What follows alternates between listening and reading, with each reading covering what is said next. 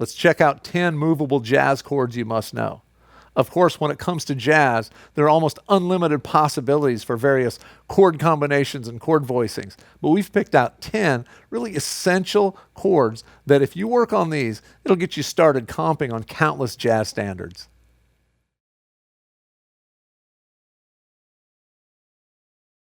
Our root 6 major 7th chord starts with my first finger on the 6th string. We're going to do this at the 3rd fret.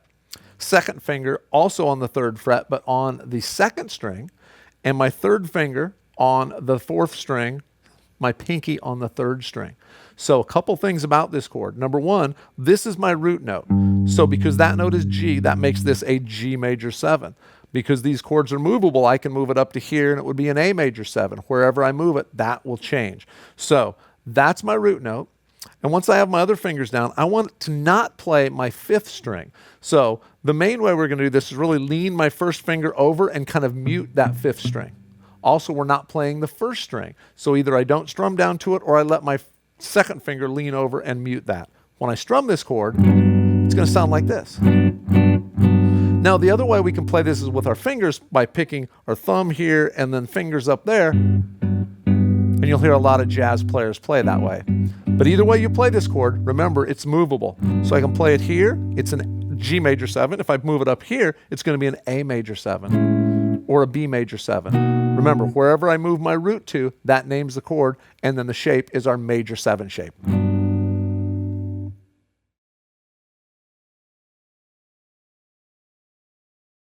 The dominant 7 based on the 6th string root goes like this. First finger on the 6th string, skip a string, use my 2nd finger on the 4th, skip a string, use my 3rd finger on the 2nd string, all on the 3rd fret. Then I'm going to take my pinky and I'm going to drop it in here on my 3rd string on the 4th fret. Same as our major 7, we don't want to play the 5th string or the 1st string, so it's going to sound like this. That gives me my dominant 7th sound. Same thing too, based on this string, so that's a G dominant 7. If I move it here, it's an A dominant 7. I can move it all over on the neck and use that exact same shape to play a dominant 7 all the way up and down the neck.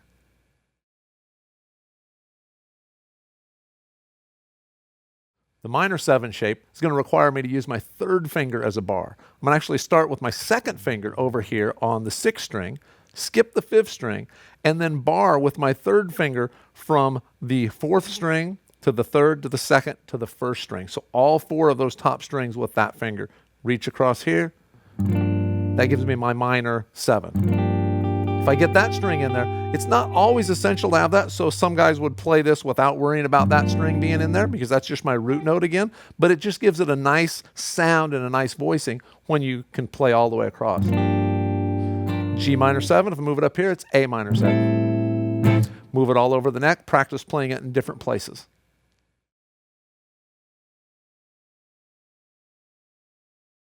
Our 13th chord starts with the 1st finger on our root note, that's G, and then the 2nd finger over here on the 4th string. 3rd finger goes here, and the 4th finger goes here. Once again, I'm not playing my 1st string or my 5th string, so I lean that 1st finger onto that 5th string to sort of mute that. That gives me my G13.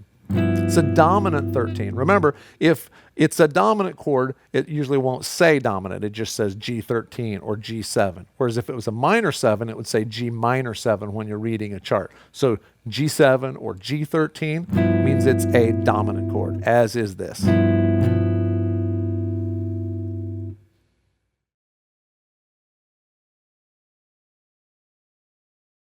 The 9th chord, starting on the 5th string root, is used in a lot of jazz blues progressions. Let's check it out.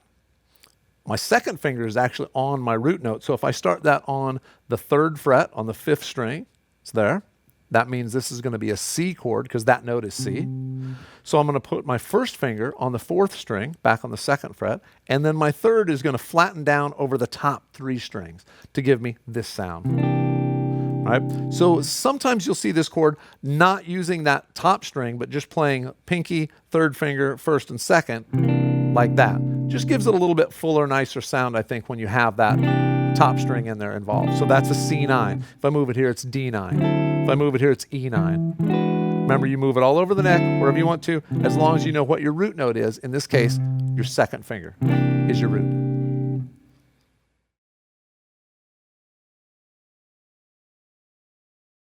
There are several ways to play a major 7 chord with the root note on the 5th string, but let's look at the most common way, which starts by barring across all 5 strings with your first finger. Say we do this on the 3rd fret, and then I'm going to drop my second finger on the 3rd string on the 4th fret, and my 3rd and 4th are going to go over the 4th string and 2nd string, respectively, on the 5th fret. I don't play my 6th string, but I play all the rest of the 5 strings, so it's going to give me this sound. So you should pick through each one of those individually. Make sure they're all ringing out, that you're getting the clearest tone possible. But that's a great major 7, and once again, movable because that's my root note. So in this case, it's C major 7 because that note is C.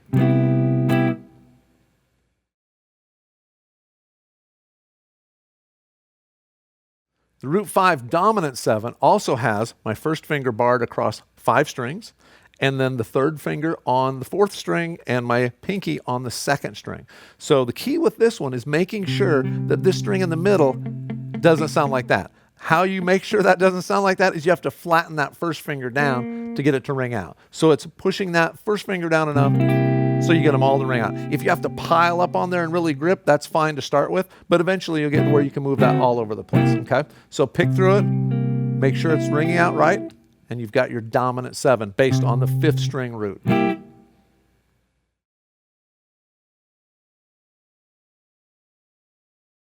Minor 7 shape still has our bar there, and the second finger on the 2nd string, 3rd finger on the 4th string. So this gives us a nice minor 7 sound.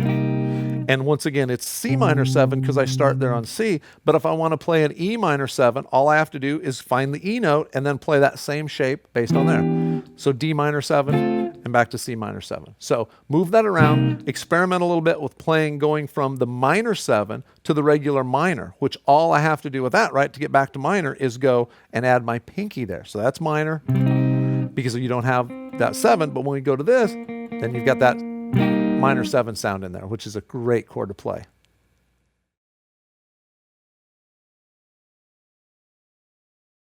A chord you may run into is the minor 7 flat 5. This chord is also called a half diminished chord. So you'll see it either way. You either see it written out as half diminished or simply minor 7 flat 5. Let's look at how we would shape that based on the 5th string root. Start with my root note here on the 3rd fret on the 5th string. And then I'm going to skip a string with my 2nd finger over here on the 3rd string.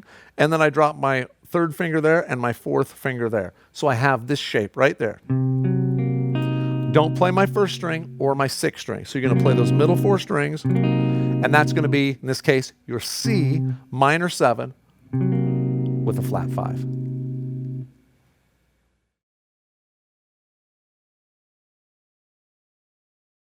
It's good to have a diminished chord in your arsenal. So let's look at one. We're going to start with our first finger on the 4th string, skip the 3rd, drop our 2nd finger on the 2nd string, and then come back with my 3rd finger there and my 4th finger there. So it looks really similar to another chord, which is the half diminished, based off of the 5th string over here. So all I'm really doing is moving that shape over here. So the interesting thing about this chord is, number one, the way it sounds.